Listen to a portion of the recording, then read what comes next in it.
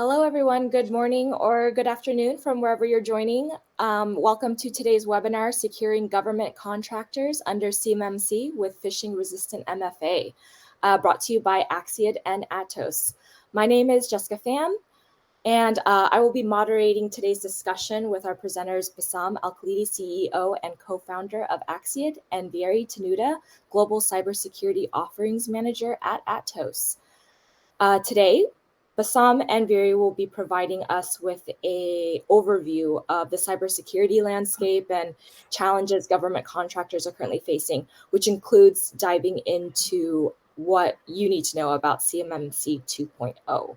After that, they'll go into what you'll want to look for in a solution before answering some live questions.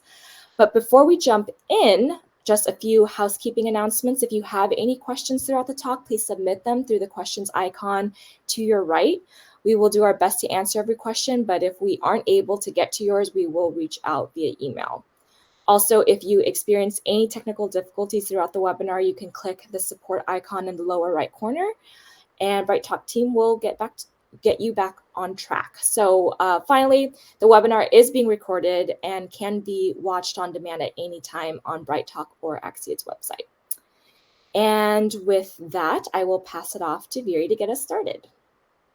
Great, thank you, Jessica. I appreciate it, and I appreciate everyone attending today and looking in the future. So, like Jessica said, we're going to talk about CMMC today and how security threats affect those that are that CMMC is applicable to, but also just in general, just good security practice and best practices around multi-factor authentication and ensuring that we're tackling threats that are focused on phishing and other types of social engineering attacks.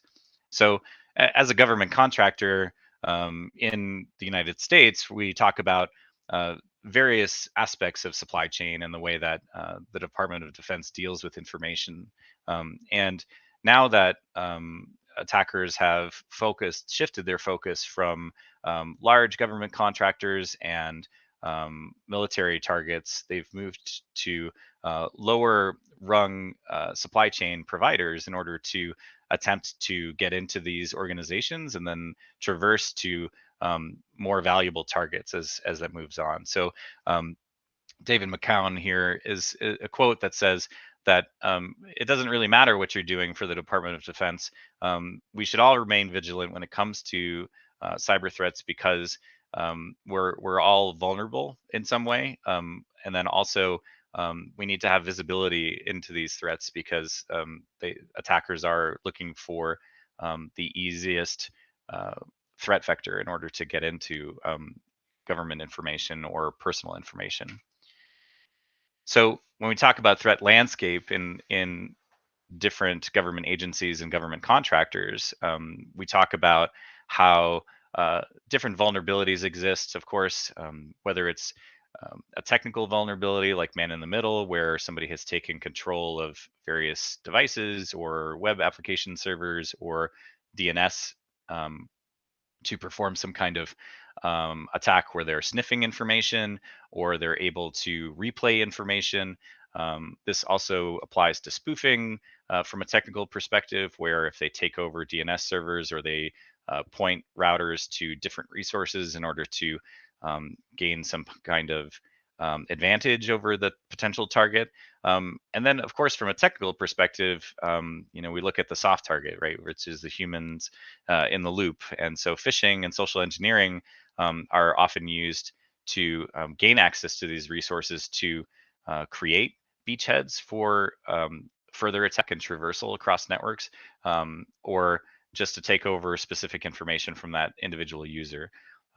Many times, phishing and social engineering will focus on different types of campaigns. There's pretext around that, where there's a predetermined psychological way that they are trying to get somebody to give them information or give them passwords or even just click on links or download files, execute files, and so on. And there's many different techniques to this, obviously. So we're going to address some of these things when with multi-factor authentication, but let's talk about the challenges around these things. So first, we have to secure, of course, users, which are the people that we talk to every day, but also machines and interactions between devices where there's digital interactions that occur. These also need to be secured as well. So whether it's understanding how the encryption works on these devices, or encrypting the messaging itself that is going between these devices and users. Is it an identification problem? Is it an identity problem where we're trying to validate and authorize users to gain access to resources? But in general, um, when we talk to leaders and we talk to people who are in information technology, but also C-level executives, 61% of leadership says that users are confused with multi-factor authentication. There's not typically a good centralized solution. It sometimes when we stitch together different types of technologies, we have some people that are using iPhone, we have some people that are using Android phones, we have different applications that we're using. Sometimes there are resources that don't um, have a centralized repository for these types of things. So we have multiple multi-factor authentication token generating applications on our phones, or tokens that are passed out to us. So in general, just not understanding, what the business process is around this, and having the technology to be able to give to your users is a pretty large section of why multi-factor authentication seems to be something that is a challenge for implementation. Another challenge that's coming to us is that we're talking about user identities quite a bit, because with phishing, you're not trying to phish devices, you're trying to phish users. And so users are generally the focus. We have training, we have all of these things around um, you know uh, arming our individual users and administrators to recognize threats, to be able to resist threats on their own. But then when we get into machines, um, machines and devices are going to outnumber humans by 3 to 1 this year. And so, and it's not just that; it's also IoT and other things that, in many cases, there are billions of devices that are being used, and these are all targets potentially for attackers that I mentioned previously. There's different technical threats around this. Um, so when we talk about CMMC, what does that mean exactly? So CMMC 1.0, which was released a couple of years ago, they have been attempting to get through the standardization of all of the documentation, the assessment process, and those that are familiar with this, or might be familiar with FISMA, FISMA, which applies to federal information systems in general, classified information systems. CMMC was designed around trying to simplify that process and making it more accessible to those that may not be necessarily um, have the budget to do such a large scale security assessment and security program. But then when they created CMMC initially, it seemed like it was as convoluted as the original process of FISMA or FedRAMP. And that was addressed. And now in December of 2021, we had the release of CMMC 2.0, which is a simplification of the original standard. It removes a pretty significant amount of overhead for the implementing organization. Also dependent on the size of the organization, it allows for them to do self-assessments and other things that make it easier to achieve assessment and compliance without having to spend an extreme amount of money out of their budget, potentially crippling them. Right. That was really the main concern, was that small business, especially those that are providing like a single widget in a supply chain, or maybe they provide government contracting services and there's only 2 or 3 employees.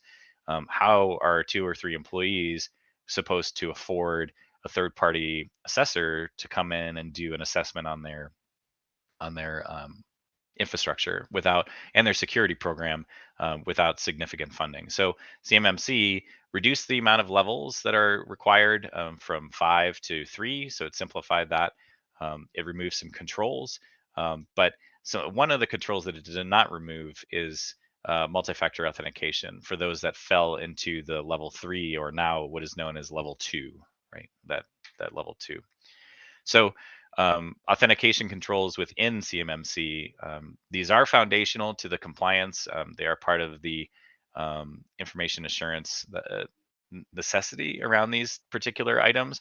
So in level 1, we have identification as a requirement. So we must identify information system users, processes acting on behalf of users or devices. So processes that are acting on behalf of users, we're talking about administrative functions, vulnerability management, patching, so on.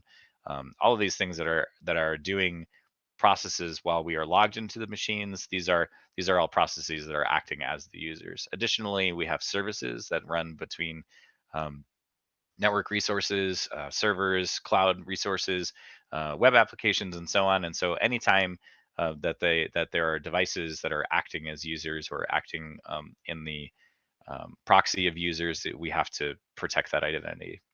Um, Authentication, which is of course, understanding whether or not um, these users, devices, and processes are authorized to have access to different resources. We need to make sure that we authenticate them first. We say, "Who are you? Are you who you say you are?" Right? And then we validate that so that we can give them access to resources and authorize them to do so. And then in level 2, we have multi-factor authentication, which we've talked about a little bit.